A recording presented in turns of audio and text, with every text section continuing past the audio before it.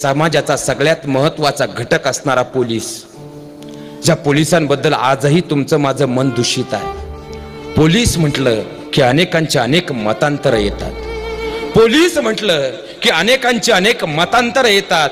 आम्हाला कधी कधी मात्र सगळेच पोलीस लाचखाऊ वाटतात, पण याच पोलिसांमध्ये एक माणूस सुद्धा दडलेला असतो हे मात्र आजपर्यंत आम्ही पाहिलंच नाही। आम्हाला पोलीस म्हणजे काय समजलंच नाही।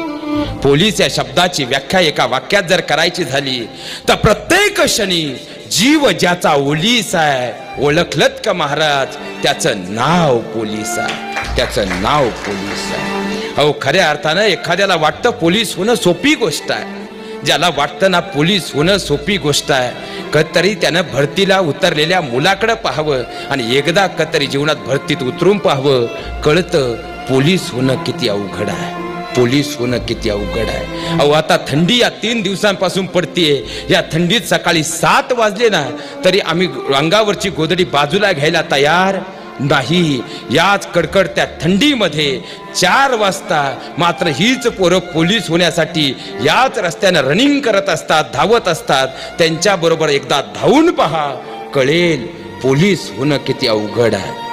उद्या परीक्षेची तयारी करायची म्हणून आदल्या रात्रीच त्या ठिकाणी जाणारे आणि झोपायचं कुठं म्हणून मच्छरांमध्ये रात्रभर फुटपाथवर झोपून राहणारे, अरे सकाळी उठल्यानंतर धावत धावत पळत सुटणारे आणि एवढा त्रास घेऊ नये। शेवटी 1 मार्कानं गेल्यानंतर होणारं दुःख जाणून पाहावं, मग कळतं पोलीस होणं किती अवघड आहे। आणि खऱ्या अर्थानं अहो रात्रीचा दिवस करून कधीतरी आयुष्याचे रात्रीचे दिवस करावे लागतात, तेव्हा पोलीस होण्यासाठीची सगळी कागदपत्र बाहेर येतात। पण ती येत असताना मात्र त्या विद्यार्थ्याच्या घामाच्या धारा अखंडपणे वाहत असतात।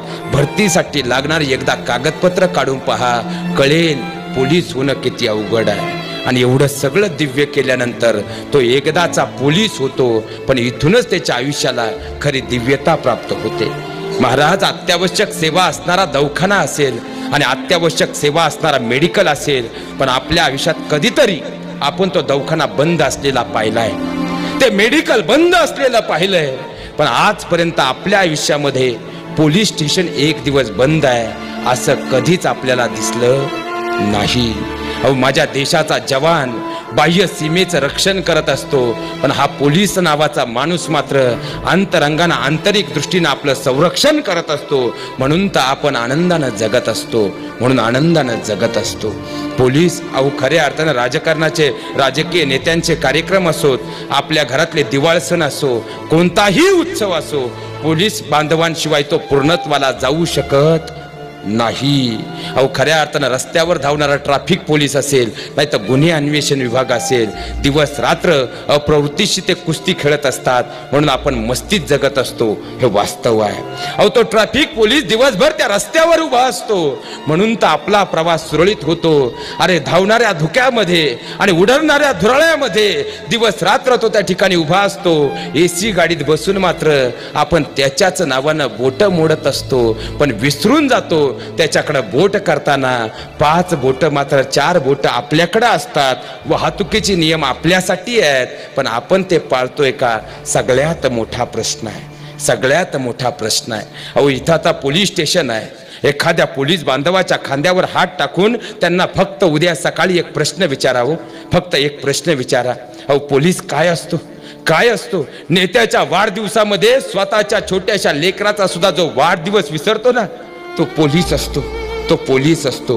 आपल्या कुटुंबापेक्षाही समाज नावाच्या कुटुंबाचा जो अधिक विचार करतो तो पोलीस असतो।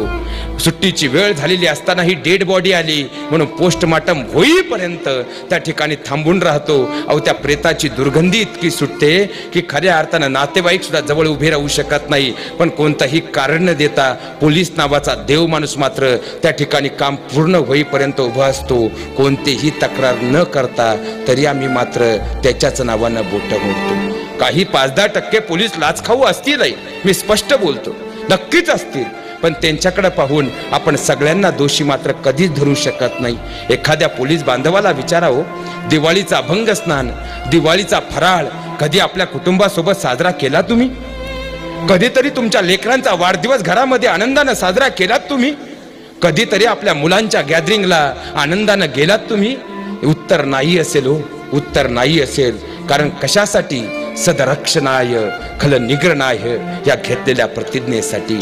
आणि त्यासाठी हा पोलीस आपला स्वतःचा जीव सुद्धा प्राणपणानं कामी लावत असतो. कधी तुकाराम उंबाळे बनून, तर कधी खऱ्या अर्थानं हेमंत करकरे बनून, कधी कामठे साळसकर बनून आपल्या जीवाची पर्वा न करता धावत असतो. म्हणून खऱ्या अर्थानं आपल्या आयुष्यामध्ये एक दिवस तरी मायेचा हात त्यांच्या खांद्यावर टाकून म्हणायला हवं की खरोखर तुम्ही देव माणसं आहात.